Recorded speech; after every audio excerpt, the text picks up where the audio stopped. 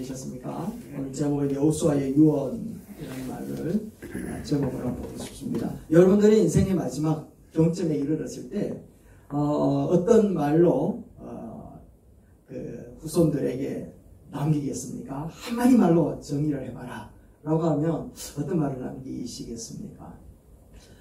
한 설문조사가 있었습니다. 보면 깜짝 놀랄 말씀입니다.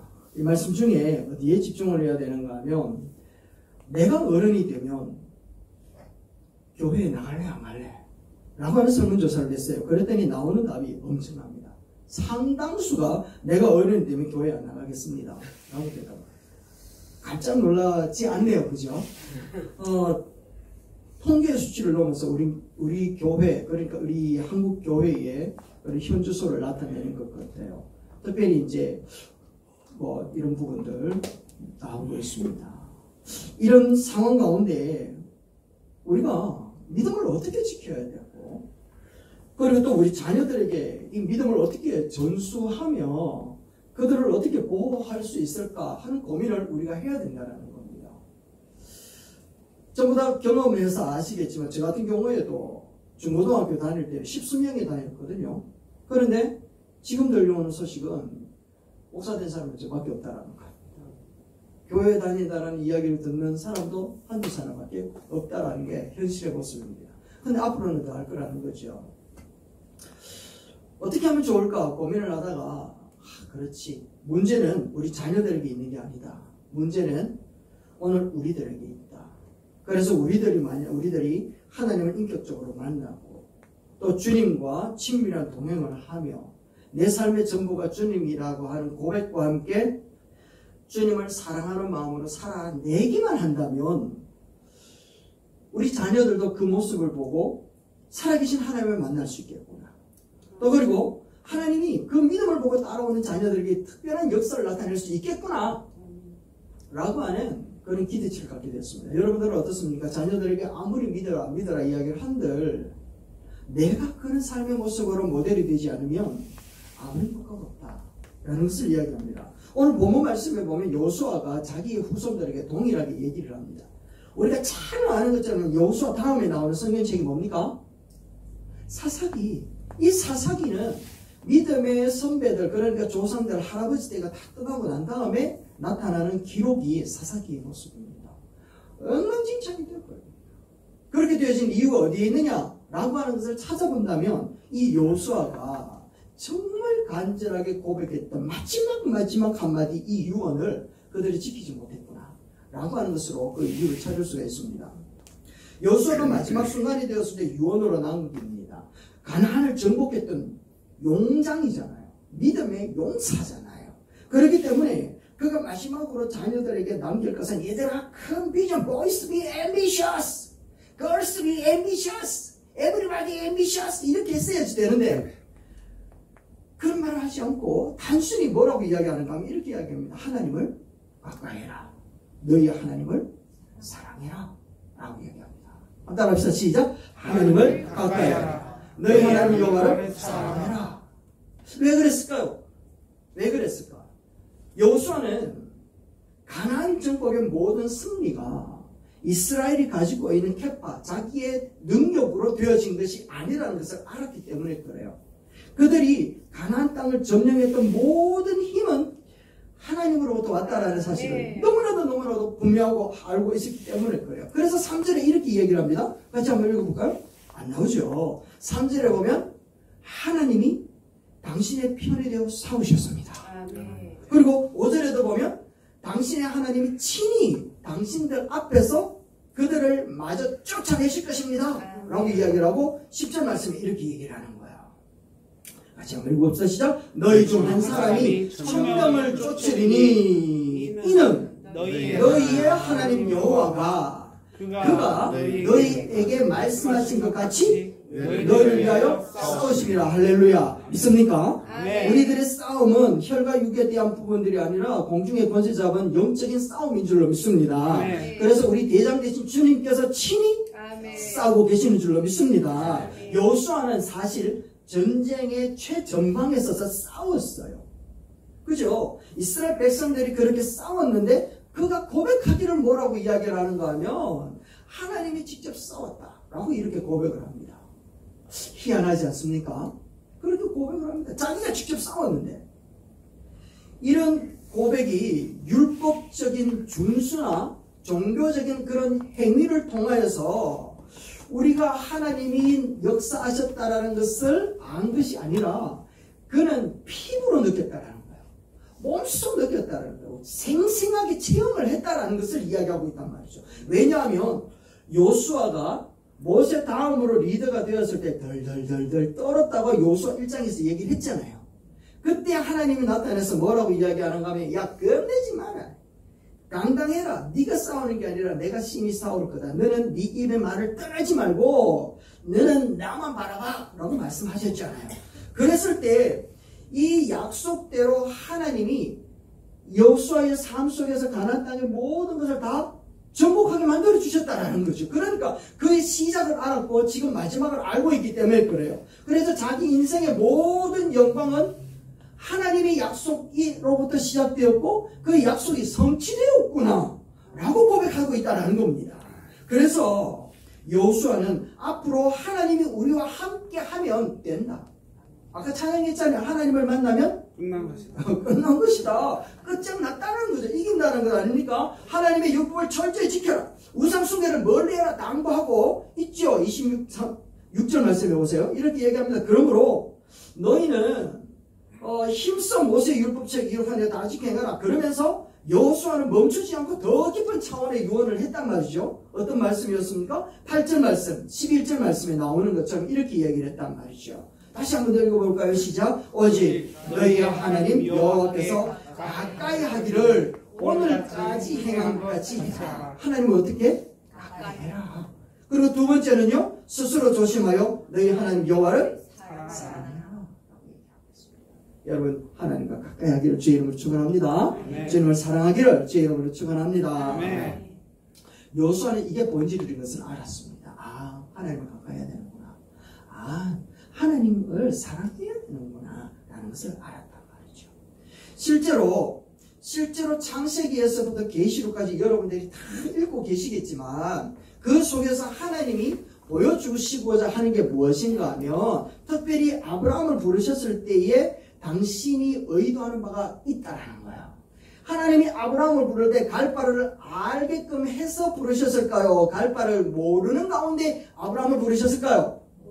그렇죠. 너무 잘 아시는군요. 아브라함은 어느 날 갑자기 하나님이 나타나서 야 가자 라고 이야기를 하면서 출발을 했단 말이죠. 그런데 그 출발이 아브라함은 갈 바를 알지 못하고 출발했다라고 이야기를 하는 거예요. 하나님이 그러면 아브라함한테 야 있잖아 동이 얼마 북이 얼마 서쪽 남쪽 이렇게 쫙 가르쳐져 가지고 꿈꾸는데 막 내비게이션이 딱 나와가지고 그냥 구글 지도를 딱 보여주면 야 여기대 여기까지 가려고 하면 이래 가가지고 저래 가가지고 이런 방법으로 가면 된대 라고 가르쳐 줄 수 있는 능력이 없어서 안 가르쳐 줬을까요? 그럼에도 불구하고 하나님이 의도하는 바가 있었을 텐데 갈 바를 알지 못하는 가운데 부르신 이유는 무엇이었을까? 거기는 한 가지밖에 없었습니다. 그렇지. 너는 나만 바라봐 했습니다. 나만 바라봐. 순간마다 하나님을 바라보고 때마다 하나님을 바라보고 가는 가운데에서 어느 위치 지역에 도착을 했을 거 아닙니까? 그죠? 도착을 해가 묻는 거야. 하나님 여호와 당신이 말한 거 맞습니까? 하면서 바라보면 아니다 라고 안 했겠습니까? 그래서 또 출발하는 거지. 여기는요 그것도 아니다 안 했겠습니까? 우리 경상도 말로 그렇게 아브라함이 하나님만 바라보고 드디어 가나안 땅에 도착했을 때 뭐라고 이야기하는가 하면 마침내 도착하였도다 라고 이야기합니다. 하나님만 바라보고 순종하고 의지하고 가서 마침내 도착했다라고 기록을 하고 있단 말이죠. 그래서 하나님은 아브라함을 가나안 땅에 데려다 가는 것이 가장 큰 목적이 아니었었어요. 가장 큰 목적은 하나님을 바라볼 수 있는 안목, 이걸 심어주고 싶었던 거예요. 그래서 성경 전체를 보니까 하나님은 함께 하신대, 너를 떠나지 않는데, 너에게 힘을 더하여 줄게, 너를 복주는 자에게 내가 복을 주고 너를 저주하는 자에게 내가 저주한대 하면서 늘 곁에 계시는 하나님이라는 것을 자꾸만 나타내고 보여주고 있단 말이죠. 근데 사람들은 때마다 하나님께 집중 아니하고 어디다 집중한다고요? 환경과 상황과 모든 여건들 앞에 집중하다 보니까 하나님을 놓칠 때가 많이 있어요. 하나님은 지금도 우리에게 분명한 목적과 이유를 안 가르쳐 주시는 이유는 뭐라고요? 나만 바라봐 라고 얘기하는 거예요. 하나님만 바라봐 라고 이야기를 하고 있다는 것이죠. 그래서 아브라함은 가나안 땅에 정착할 때까지 하나님만을 바라보고 또 바라보고 살았던 사람, 그 대표가 바로 하나님이었고, 하나님은 아브라함에게 가나안 땅보다는 자기 자신이 곁에 있다는 것을 가르쳐주고 싶었던 거예요. 여호수아도 그것을 알았던 거죠. 여호수아도. 그래서 가나안 정복할 수 있었던 모든 형편과 능력은 자기들에게 없다라는 사실을 알았단 말이죠. 그런데 하나님을 바라보고 또 바라보고 의지하고 또 의지했더니 지금 여기에 와 있다라는 거예요. 그래서 자녀들에게 하는 말이, 야 있잖아, 하나님은 약속한 대로 일으키시고 하나님은 약속한 대로 우리들을 향하여 싸우시는데 너희들도 있잖아, 하나님만 바라봐야 돼, 하나님을 사랑해야 돼, 하나님을 가까이 해야 돼, 이렇게 가르쳐줍니다. 한따라 합시다. 하나님을 가까이 합시다. 하나님과 동행합시다. 아멘. 오늘날 우리에게도 동일하게 여호수아는 당부하고 있습니다. 여러분 한번 생각을 해보십시오. 교회 생활 열심히 하는 것이 얼마나 중요하고 얼마나 대단하고 힘든 것인 줄 압니다. 예배 열심히 하고 찬양하고 성경 공부하고 기도하고 봉사하고 헌신하고 이 모든 것들이 다 정말 귀하단 말이죠. 그래서 많은 사람들이 그것을 보고 예수 믿으려면 저렇게 해야 돼 라고 하면서 본을 따라서 살아간단 말이에요. 그런데 중요한 것은 아무리 그렇게 열심히 산다 해도 주님을 사랑하는 기쁜 교제의 삶과 상관없는 사람들이 너무 많이 있다. 정말 열심히 많이 섬기는데 주님을 사랑하는 사람은 극히 드물더라. 이게 현실이라는 거죠. 어떤 집사님이 찾아와서 이야기를 합니다. 이렇게 이야기합니다. 목사님, 있잖아요, 우리 남편이 40이 넘었는데 갑자기 어느 날 교회 안 나갔다고 얘기합니다. 그래 깜짝 놀랐죠. 무슨 일이고? 억수로 열심히 충성되기 잘했는데. 이유가 뭔데? 물어보니까 직장이나 사회생활을 하면서 진짜 예수 믿는 사람, 제대로 믿는 사람 내가 한 번도 못 만났다. 제대로 믿는 사람을 만나면 좋을 텐데, 그런데 교회를 다니는 사람은 진짜 많은데 다 엉터리래. 다 엉터리. 그러면서 예수 믿는 사람, 제대로 믿는 사람 한 사람도 없는데 내가 교회를 다녀서야 되겠냐? 예수 제대로 믿는 사람, 정말 이 사람은 진짜 신앙생활 제대로 하는 사람이다 라고 하는 사람 한 사람은 좀 만나게 해도 자기 아내한테 그렇게 얘기하더랍니다. 그래서 저한테 찾아와, 목사님 한 사람만 소개시켜주세요. 한 사람만 소개시켜주세요. 정말 내 남편한테 제대로 믿는 사람, 목사님은 많은 사람들 알잖아요. 제대로 믿는 사람 한 사람만 저한테 소개시켜줘서 우리 남편 만나게 해줘서 이야 진짜 예수 믿는 사람 맞네 라고 해서 말도 못하도록 교회 나오게끔 그래 할 수 있는 사람 한 사람만 소개시켜주십시오. 난감하더라고요. 그럼 누가 또 올랐겠습니까? 제가.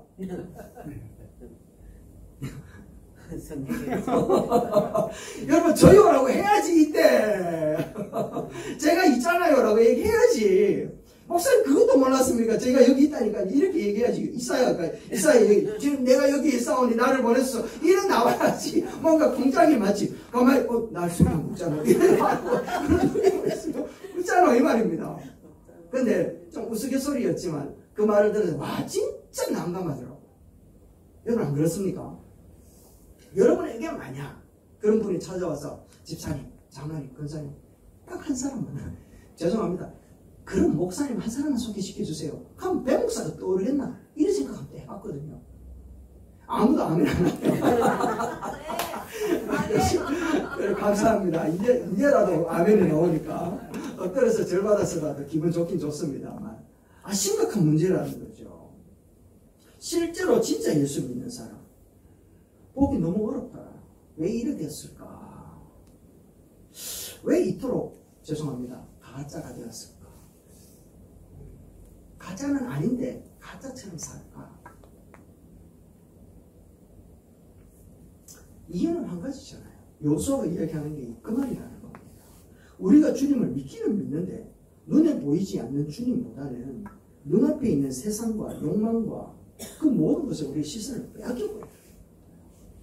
거기에 대하여 우리 마음을 줘버렸기 때문에 그게 더 커 보이고 그게 그게 더 힘이 있는 것처럼 여겨지기 때문에 그래요.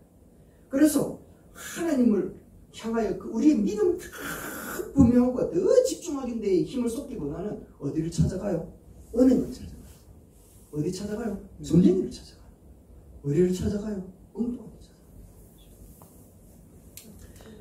그런데 초대교회 성도들은 그렇지 않았다는 거죠. 그들이요, 열악하고 힘든 상황 가운데서 죄를 이기고 세상을 이기고 악한 사탄 마귀를 이겼는데 그 원인이 어디에 있는가 하면 베드로는 이렇게 얘기합니다. 베드로전서 1장 8절 말씀에 이렇게 얘기해요. 예수를 시작. 예수를 너희가 보지 못하였으나 사랑하는 도다 쓰다. 사랑하는 도다. 중요한 건 뭔가 하면 이제도라. 이제도. 거제도 밑에 이제도. 아시겠습니까? 이제도. 지금도. 지금 그렇게 얘기합니다. 이제도 시작. 이제도 보지 못하나 믿고 말할 수 없는 영광스러운 즐거움으로 기뻐하고. 아멘. 지금도 여전히 그렇게 하고 있다. 지금도 여전히 즐거워하고 기뻐하기를 주의 이름으로 축원합니다. 아멘. 이것이 그들에게 핍박이라고 하는 것이 눈앞에 펼쳐지고 있고 어젯밤에 즐겁게 웃었던 내 이웃이 내 형제가 내 가족이 로마 당국에 잡혀가가지고 죽음을 맞이하는 그 상황 가운데서도 그들은 그래도 이제도 예수님을 사랑한다라는 그 영광을 즐거워하고 기뻐하고 있다는 얘기를 하고 있다라는 거예요. 그렇게 이야기할 수 있었던 이유가 어디에 있는가 하면 그것이 결국에는 죄를 이기고 세상을 이기고 사탄 마귀를 이길 수 있는 능력이라는 것을 그들은 알았기 때문에 그렇다는 말이죠. 그랬기 때문에 주님을 어떻게 해요? 더 사랑했고 또 주님을 더 가까이 가려고 애를 썼던 사람들이 초대교회 교회들이었다는 걸 이야기하는 겁니다. 비록 주님은 보이지 않지만 주님이 내 안에 계신다. 그리고 주님이 진짜 내 생명이다. 예수님이 나의 주님이다. 왜 말을 못해? 뭐 드라마에 나오잖아요. 왜 저 사람은 내 사람이다. 말을 못해. 주님이 나의 주님이다. 주님이 내 생명이다. 주님이 나의 길이다. 왜 말을 못하냔 말이죠. 말하고 살자라는 겁니다. 고백하고 살자라는 거죠. 마찬가지 지금도 예수님을 나의 구주다. 나의 생명이다. 나의 길이다. 이렇게 고백하면서 예수님을 사랑하고 즐거워한다면 비록 주님은 내 눈에 보이지 않지만 세상을 이길 수 있을 것이라 믿습니다. 아멘. 아멘. 눈에 보이지 않지만 유혹과 사탄 마귀를 충분히 이겨낼 수 있을 것이라고 생각합니다. 아멘. 여러분 지금 교회를 무너뜨리고 성도들을 무너뜨리고 우리 남성들을 무너뜨리는 문화가 음란 문화라고 얘기를 하잖아요. 이 음란 문화 때문에 굉장히 큰 고민거리가 한국 교회에 떨어져 있습니다. 왜 그런가 하면 주님은 보이지 않고 음란 문화는 너무 쉽게 너무 자극적으로 우리 가까이에 있기 때문에 그래요. 그런데 예수님이 나와 함께 계신다는 것을 진짜 믿는다면 진짜 예수님을 사랑한다면 진짜 돈 주고 찾아가서 보라고 해도 안 본다는 거예요. 왜 그런가 하면 한번 생각을 해보시죠. 내 아들이 옆에서 눈을 버이 뜨고 그 나를 바라보고 있는데 내가 그 자리에서 음란물을 볼 수 있겠습니까? 여러분이나 보겠습니까? 내 아내가 옆에서 같이 앉아가지고 있는데 내가 컴퓨터에다가 그 음란물을 볼 수 있겠냐라는 거예요. 진짜 사랑하는 자, 진짜 애끼는 사람들이 곁에 있다면 그거 쳐다보지도 않겠죠. 예수 그리스도께서 진짜 살아계시고 하나님이 나와 함께하고 있다는 그 믿음, 참 믿음을 가지고 있다면 음란물이 들어오면 그걸 가까이 하겠냔 말이죠. 요셉이 그렇게 살았잖아요. 다니엘이 그렇게 살았단 말이죠. 바울이 그렇게 살았다. 진짜 하나님을 사랑하고 진짜 예수님을 가까이 한 사람들은 세상의 문물에 끌려 다니는 자들이 아니라 그것으로 이겨내는 자들인 줄로 믿습니다. 아멘. 아멘. 그렇다면 우리가 주님을 가까이 하고 주님과 교제하는 삶을 살기 위해서 어떻게 해야 될 것인가? 그것은 오직 한 가지입니다. 날마다 순간마다 우리의 시선을 나에게서 주님에게로 돌려야 됩니다. 할렐루야. 아멘. 나에게서 주님으로 시선을 돌리기를 주의 이름으로 축원합니다. 아멘. 아멘. 자, 이 시선이라고 하는 찬양의 가사를 한번 보세요. 그리고 그림을 한번 보세요. 우리의 시선으로는 희미해서 잘 모르는데 이 시선을 주님께 집중하는 순간 길이 쫙 보인다는 거예요. 이 가사 보면 내게로부터 눈을 들어 주를 보기 시작할 때 무엇을 본다고요? 주의 이를 보겠네. 할렐루야. 이게 진리인 줄로 믿습니다. 내게로부터 눈을 들어 주를 보기 시작을 할 때 그때야 비로소 주님이 길을 보이고 주님이 일이 보이고 주님의 역사가 보이는 줄로 믿습니다. 돌이 날아오는 상황 가운데 스데반이 눈을 들어 하늘을 보니까 하나님이 주님이 하나님 우편에 서신 것을 본 이후에야 죽음을 기꺼이 영광스럽게 맞이하였던 것처럼 오늘 우리들의 시선이 주님께로 집중할 때 우리의 환경과 여건과 상황들을 뚫고서 하나님이 일하시는 것이 보일 줄로 믿습니다. 하나님이 그걸 안 보이시면 하나님 아니지. 하나님은 충분히 그렇게 보일 수 있는 준비가 되어 있다는 거예요. 단지 우리가 초점을 주님께로 안 맞추니까 희미하게 보일 뿐이죠. 베드로가 야 베드로야 물 위로 걸어오나? 라고 이야기하니까 얼마나 믿음이 좋았습니까? 붕 뛰어가지고 물 위를 걷습니다. 물 위를 걷는 게 베드로의 힘입니까? 예수님의 힘입니까? 예수님의 능력이잖아요. 그러면 끝까지 예수님의 능력을 의지해야 되는데 베드로는 그 다음에 밀려오는 파도, 불어오는 풍랑 이것에 집중하여서 예수님을 향한 시선을 놓쳐버리는 거예요. 그래서 이 풍랑이 더 큰데 어떡하노? 와 어떡하지? 이렇게 센 바람이 불어오는데 좀 전에는 좀 잠잠했으니까 괜찮겠네. 이제는 어떡하지? 라고 하는 의심이 들어오지 않았겠냐라는 거예요. 그래서 빠져들어가는 베드로를 잡아 일으키면서 뭐라고 이야기하는 큰 소리 한번 읽어봅시다. 시작. 믿음이 작은 자여 왜 의심하였느냐. 한 번 더 시작. 믿음이 작은 자여 왜 의심하였느냐. 여러분 이 말씀은 엄청난 진리거든요. 의심은 믿음이 아니라는 거예요. 의심은 믿음이다 아니다? 아니다. 믿음이 작은 것은 믿음이다 믿음 아니다? 아니다. 믿음 아니라는 거예요. 왜냐하면 믿음이 작으면 물 반투만 빠져들어갔었어야지. 믿음이 작은데 다 빠져들어가 죽는단 말이에요. 예수님이 그렇게 일으킨 거죠. 주님을 향한 시선을 드느냐 아니면 불어오는 인생의 풍랑을 향하여 눈을 드느냐, 여기에는 믿음이라고 하는 것이 꼭 필요하다는 것을 이야기하는 거예요. 그래서 믿음을 가지고 우리가 주님을 향하여 고정되어져 있었던 그 시선을 놓치지 않는다면 지금 불어오는 풍랑을 걸어왔던 베드로는 더 큰 풍랑도 능히 걸을 수 있었을 것이라고 믿습니다. 그러면 지금 잠잠하게 불러왔던 이 파도 위를 걷는 것보다 더 높은 자리에서 걷고 있었을 거 아니냐라는 거죠. 더 큰 영광이 나타날 수 있었다라는 거죠. 더 큰 위치에서 더 큰 능력을 경험할 수 있었던 기회를 놓쳐버렸다라는 거예요. 무엇 때문에? 의심 때문에. 그래서 예수님이 안타까워하는 거예요. 왜 의심했노? 라고 얘기를 하는 거예요. 그래서 오늘 우리가 몸부림쳐서 싸워야 될 것이 무엇인가 하면 믿음을 주시옵소서가 아니라 의심을 물리치는 것이 믿음을 향한 고백인 줄로 믿습니다. 그래서 비로소 우리 삶에 행하시는 주님의 놀라운 역사를 경험하고 싶다면 내 안에 일어나는 이 의심을 물리치기 위하여 더 주님께 집중할 수 있게 되기를 주의 이름으로 축원합니다. 아멘. 3명의 친구가 척박한 땅에 나무를 심기 시작했어요. 한 사람은 나무를 심을 때 물을 주면서 힘든 노동이라 생각하면서 불평을 하면서 심습니다. 내가 이 험한 땅에 왜 이 고생을 하는지 모르겠다. 나무가 제대로 자라기는 하겠나 하면서 진짜 마음에 불안초조하면서 심었어요. 두 번째 친구는 나무를 심고 물을 줄 때 나무가 잘 자라서 열매를 맺을 것이라는 것을 상상하며 기뻐했어요. 그런데 혼자 일을 하는 것이 너무 힘들었어요. 너무 지치는 거예요. 그러면서 마음에 외로움을 느끼는 거예요. 근데 세 번째 친구는요, 나무를 심을 때 마치 예수님이 곁에 계시면서 함께 삽질하고 돌을 골라낼 때 주님의 응원하는 소리를 들리는 거야. 물을 줄 때는 주님께서도 물조리개로 함께 하시는 것처럼 막 상상을 하면서 주님께 집중을 하는 겁니다. 그리고 나무를 심는 모든 과정이 혼자가 아니라 주님과 함께 한다 하면서 막 찬양을 하면서 했어요. 자, 여러분, 이 세 사람이 심은 나무 중에서 뿌리를 내리고 열매를 맺었던 나무는 어떤 나무일까요? 세 나무 다 열매 맺었지. 세 개 다 열매 맺었지. 똑같은 척박한 땅에 나무를 심었는데 마음 자세라는 거예요. 마음 자세.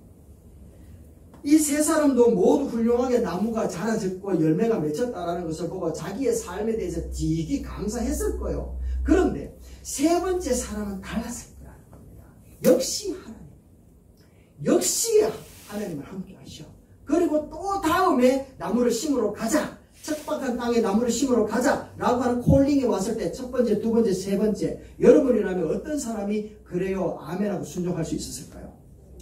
세 번째. 맞죠. 그러면 하나님이 누구에게 역사하실까요? 맞습니다. 이게 믿음이에요. 이게 믿음.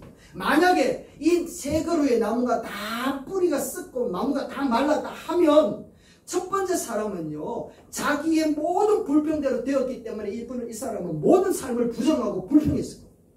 그리고 두 번째 사람은 나무가 열매를 맺지 못했다면 진짜 그래 되었네 하면서 우울하게 그리고 절망하면서 낙심하게 자기 삶을 마감했을지도 몰라요. 그런데 세 번째 사람은요. 그래도 또 심어야지. 이래 된다니까요. 왜? 하나님이 함께 하시고 주님과 동행하고 주님의 음성을 들으면서 순종하고 갔기 때문에 그래요. 그러니까 환경과 상황과 여건이 문제가 아니라 어떤 것이 문제인가 하면 주님을 향하여 내가 집중하고 있느냐 이게 문제라는 것을 이야기하고 있다는 거죠. 우리는 주님이 함께 계시는 것을 믿느냐 안 믿느냐 이 싸움을 날마다 싸워요.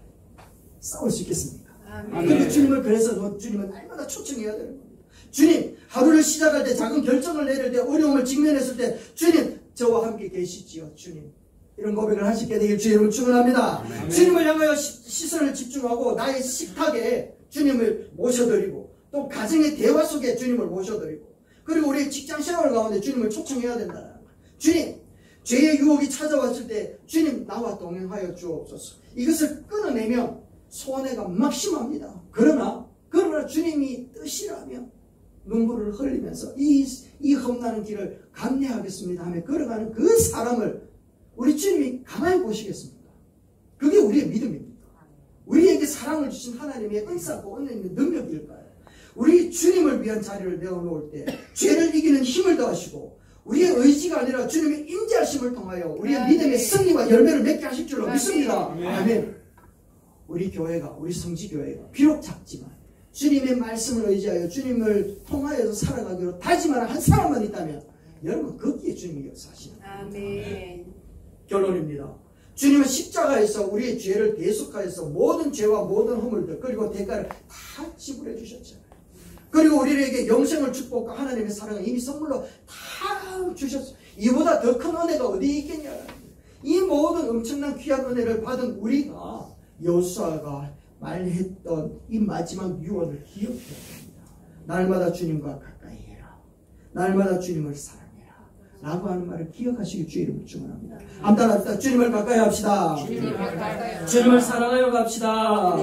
네. 그런 모습을 바라볼 때 힘들지만 어렵지만 주님을 의식하고 주님의 말씀대로 순종해 나가는 우리 엄마를 보고 우리 아빠를 본다면 우리 다음 세대가 그 모습 속에 하나님은 살아계시는구나. 하나님이 절대자요. 하나님의 능력이시구나. 라고 하는 것을 본받아서 살려고 하는 다짐이 일어나지 않겠습니까? 여러분 좀 전에 처음 우리가 보았던 것처럼 저것이 진짜 믿음이다. 라고 하는 사람 우리 중에 나와야 되지 않겠습니까? 정말 이 사람만 만나면 주님 만나는 거다. 라고 소개할 수 있는 사람이 바로 여러분이 되시기를 주의 이름으로 축원합니다. 믿음이 흔들리는 다음 세대에게 주님과 동행한 우리의 삶으로 주님의 사랑을 전하는 증거가 우리의 모습이 되기를 주의 이름으로 축원합니다. 아멘.